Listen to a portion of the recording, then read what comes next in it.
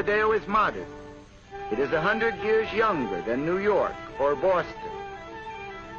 There are few reminders of colonial days in Montevideo, but plenty of evidence that this is the chief city of a dynamic and progressive country.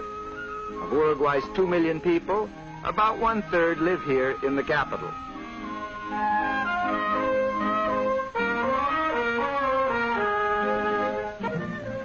The state-controlled school system reaches every child, even those in the rural areas.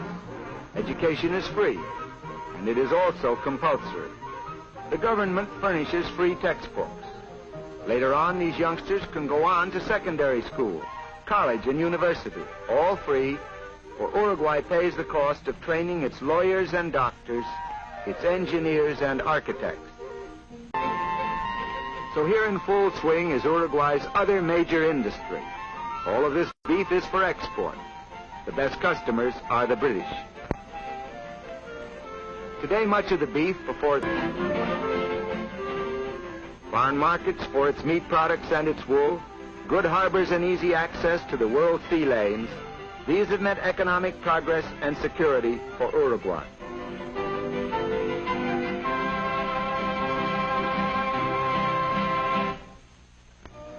Uruguay's beaches are among the finest in South America.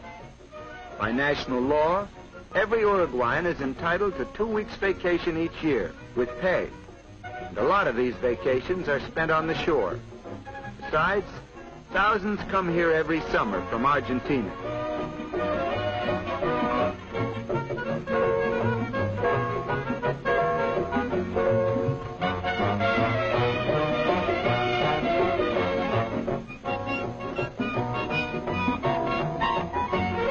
A fine one built with public funds. Casinos and the lotteries helped in raising those funds. Here the poor receive free medical care, including the services of doctors and dentists. Other patients are here because the government's health insurance plan entitles them to hospitalization. It doesn't cost much to be sick in Uruguay.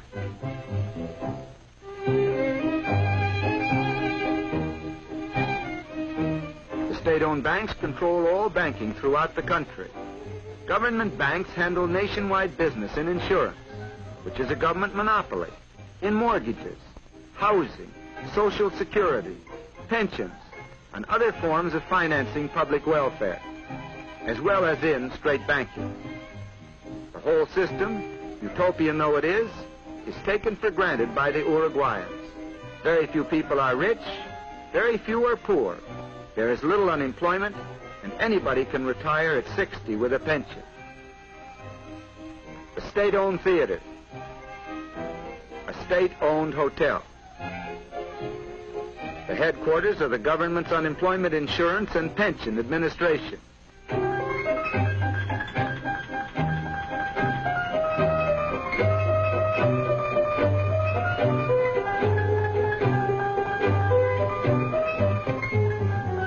The government owns grain elevators, just as it owns factories for processing cement, alcohol, and petroleum.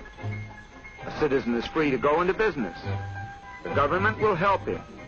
And in many cases, the government will compete with him, too.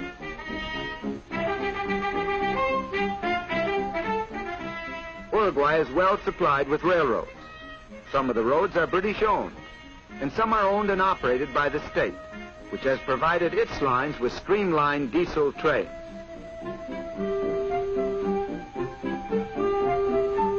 Number when more motive power is available.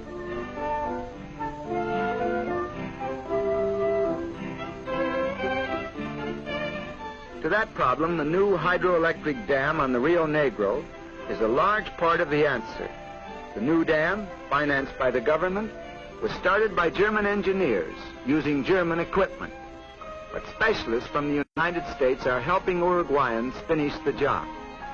Even with increased electrical power, Uruguay is not likely to become a manufacturing country on a large scale. It lacks raw materials, especially minerals. Stadium in Montevideo is a particularly good one.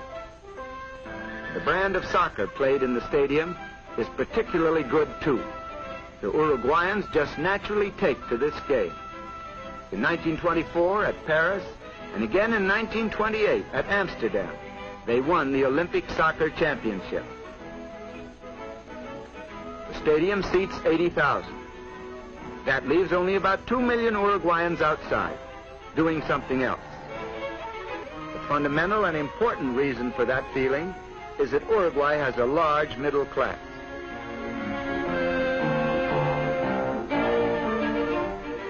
The Senate building, where there has been plenty of proof that Uruguay is a real democracy. Representatives of the people meeting in this chamber have given the country its amazing structure of laws dealing with labor, education, suffrage, public works, and public health.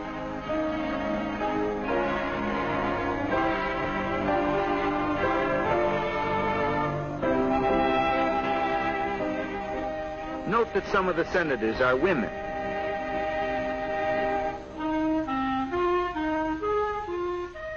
Uruguay has no censorship of news or opinion.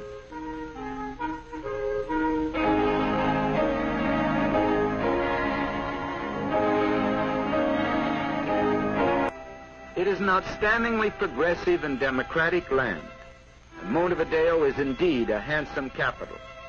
But in spite of modern skyscrapers and magnificent boulevards, Uruguayans know that the strength of their country has its roots in the soil and pastures of the interior. La República Oriental del Uruguay, to give it the full and official name, is wide, sunlit, and productive.